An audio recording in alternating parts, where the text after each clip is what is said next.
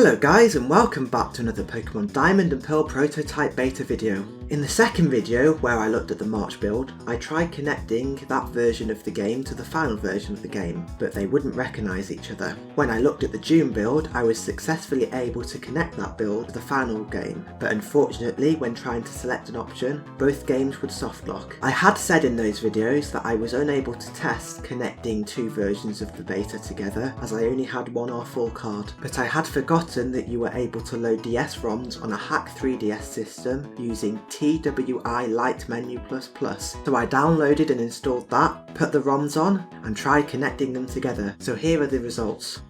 I first wanted to try connecting two versions of the March build together because I hadn't been successful getting anything to work before. For some reason there was a problem saving on the March build with my 3DS, so I had to use the save file on the debug menu to try this. And success! They connected! So let's look at trading first. The menus are very basic here. There doesn't seem to be an option to view more details about each Pokemon, but you are able to see both teams on both games. There's also no trading animation that plays, so I got very confused if it actually traded or not. One of the games crashed after closing the menu, so I didn't think this was going to work. I then tried loading the debug save on the other DS system and seeing if that made a difference. And yes, it worked. I don't know if this is an issue playing with the ROMs or the beta itself. It only seemed to trade properly using both debug files. It's harder to tell as they're the same file, but I did manage to trade. As you can see, there's two Chatops on the 3DS on the right and two Mantite on the DSi on the left.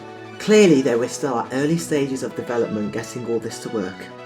I next tried the drawing feature. Again, just like the trading, this was very basic, but it did successfully work. It has the same colour options as the final game, but with no ability to change the brush thickness. I also tried the trainer card option, and that worked, but looked strange as they were both using the same file. Now it was time to try a battle. It didn't seem like there was an option to start a battle from within the Union Room, so I tried the Battle Coliseum.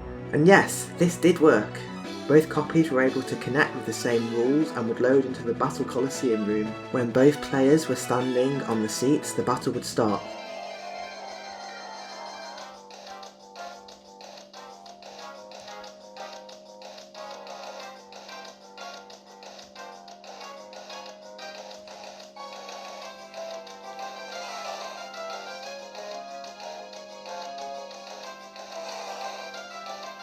Unfortunately though, after selecting the first moves, one of the betas softlocked when trying to display the battle animation, and the other one softlocked after showing the battle animation.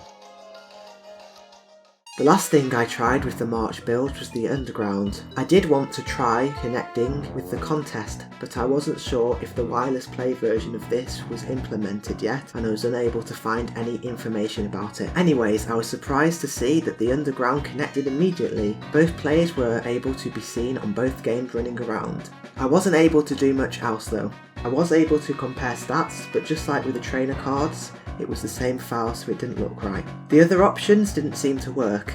With my lack of knowing Japanese and not using the Underground for many years, I wasn't really sure what I was doing, but regardless, I was glad that I got them connected.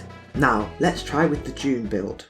As I said before, I was able to connect the June build to the final game, but going into any option softlocked the game. Luckily, this wasn't the case with connecting the June builds together. Unlike the March build, I was able to set up two different saves to try and get them to connect. On the DSi on the left, I named my character Aero2 and gave him a unique team.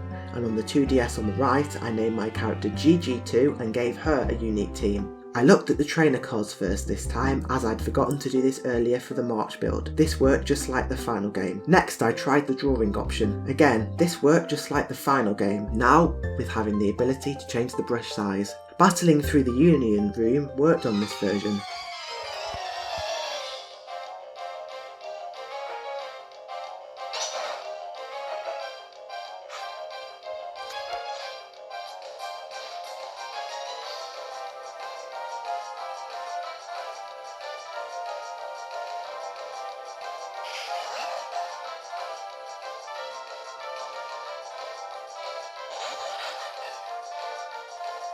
I was able to select the moves and let the animations play out with no crashing at all.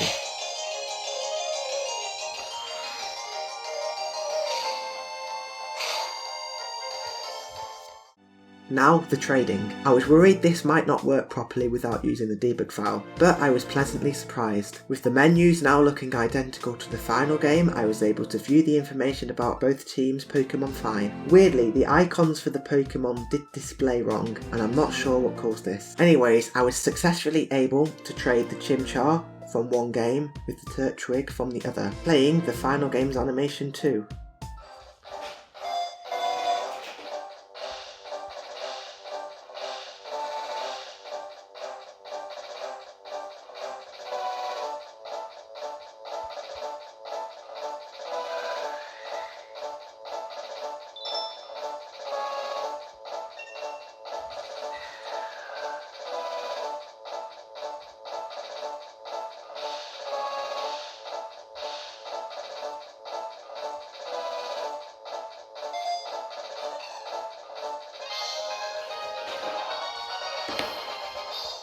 The graphics did glitch on the 2DS after closing the menu, but this seems to happen a lot in the beta anyway, so I don't think it was anything to do with the trading. The egg swapping game also existed on this build. I didn't have any eggs to test this with though, and I'm not really sure how to get them in the beta, so I didn't test this properly. I also wanted to try battling with the Colosseum. As expected, this also worked fine. The underground was also a success. Again, just like with the March build, I wasn't able to do much with this, but that was probably due to a lack of knowledge.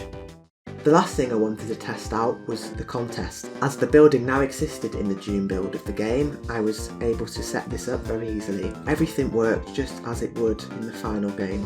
Well, apart from using the janky beta sprites.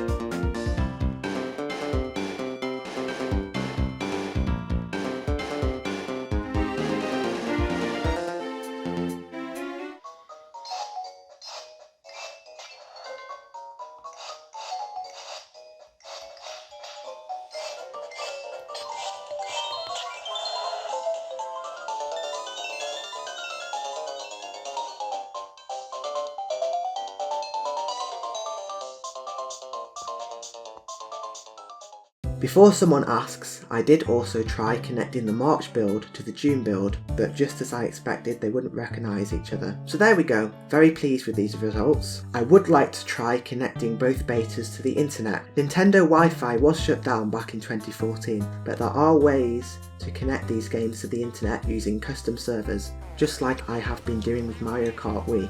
Oh, you cheeky little... I'm out of that. What did he do? That fake item box down. So I will see what I can do and I'll make a video about the results. Someone commented on my Arceus beta event video suggesting that I try getting mystery gifts to work using a custom DNS. The way I got the event to work in the video was by using a final game save file which already had the event activated, rather than getting the mystery gift to connect directly to the beta, so I'll definitely give that a try. To be honest, I don't think I'll have much luck getting any of this to work in the March build, but it's still worth a try.